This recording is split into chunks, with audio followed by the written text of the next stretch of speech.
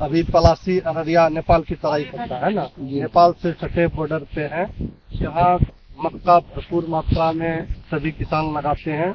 अभी हम सनाउल जी हैं, मोहनिया गांव है, सनाउल जी नेहा फर्टिलाइजर से हैं।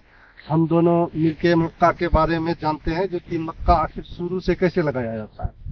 तो सनाउल जी, आप हमारे इसमें भाग लिए, इसके लिए सबसे पहले बहुत बहुत धन्यवाद। जी, आपका भी सर धन्यवाद। हाँ, तो मक्का लगाने के लिए सनाउल जी, सबसे पहले वो किसान जो कि मक्का अभी लगाएंगे या लगाना चाहते हैं आगे, वो क्या करें, इसके बारे में हम सबसे पहले तो हमारे यहाँ जोताई होती है। हाँ, सबसे पहले ही बताइए मिट्टी कैसा चाहिए? मिट्टी यहाँ की दोमट मिट्टी चाहिए। हाँ, मक्का के लिए सबसे अच्छा दोमट मिट्टी होता है। जी जी। दोमट मतलब न काला होना चाहिए, न जो है पूरा बालू होना चाहिए। दोमट टाइप का मिट्टी जो है सबसे उपयुक्त। उसको कई बार डीप जुताई करते हैं? 3 बार।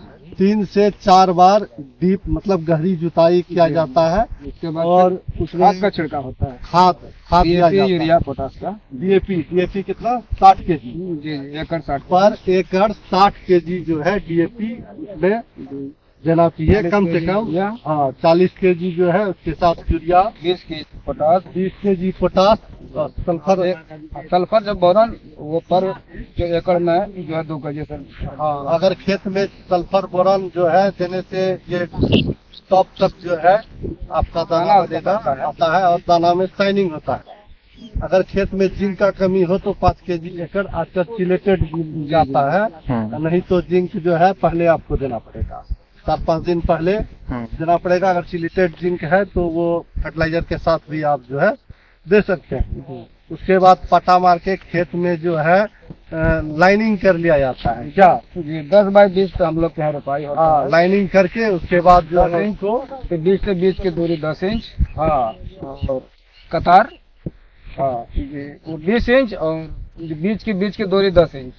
20 से 20 की दूरी ऐसे यहाँ का लोकल भाषा में 10 इंच मतलब ऐसे इतना दूरी पे, और लाइन से लाइन की दूरी 20 इंच मतलब इतना जो है, इतना दूरी पे जो है एक लाइन से दूसरे लाइन का, जैसे देखिए एक लाइन से दूसरा लाइन का है, और 20 से 20 का दूरी देखिए, यही हो गया। ये हो गया। इस तरह से जो है दिया जाता है। अब उसके बाद जो है लाइन से लाइन दूरी उसी तरह लगा देना है, और 40 से 45 दिन अर्थात घुटना भर का जब पौधा हो जाए तो उस समय क्या करना है? हम लोग मिट्टी चढ़ाते हैं। मिट्टी चढ़ाने से पहले उसमें फर्टिलाइजर, फिर डीएपी, यूरिया, पोटास। हाँ, डीएपी कितना देना है? डीएपी एकड़ में वही 60 केजी। 60 केजी डीएपी देना है, 40 केजी यूरिया देना है, और 20 केजी पोटास, 20 केजी जो है पोटास देना है। जी जी। इसके अतिरिक्त आपका खेत में अगर कुछ प्रॉब्लम है तो उस हिसाब से मिट्टी के हिसाब से आप दे सकते हैं।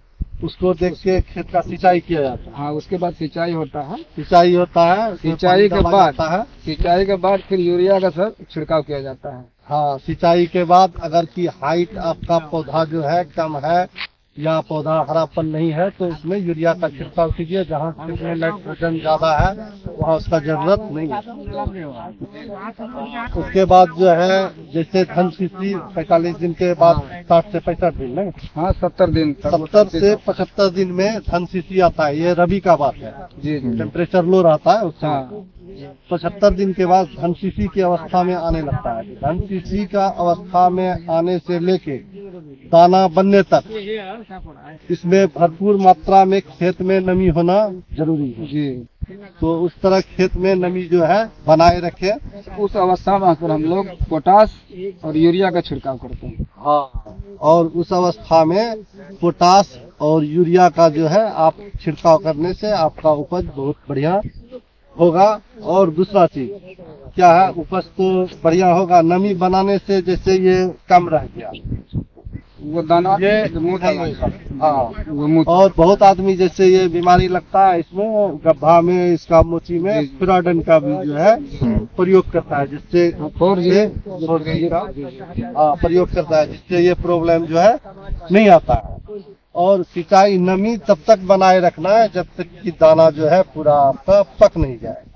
जब आपका दाना जो है पक जाए, अर्थात रबी में आपका 130 से 40 फीट हो जाए, उसके बाद आप देखिए कि आपका जो है ये पूरा सॉलिड जो है हो गया है, पूरा दाना जो है बन गया है। उसके बाद हाँ सिंचाई जो है बंद कर दीजिए।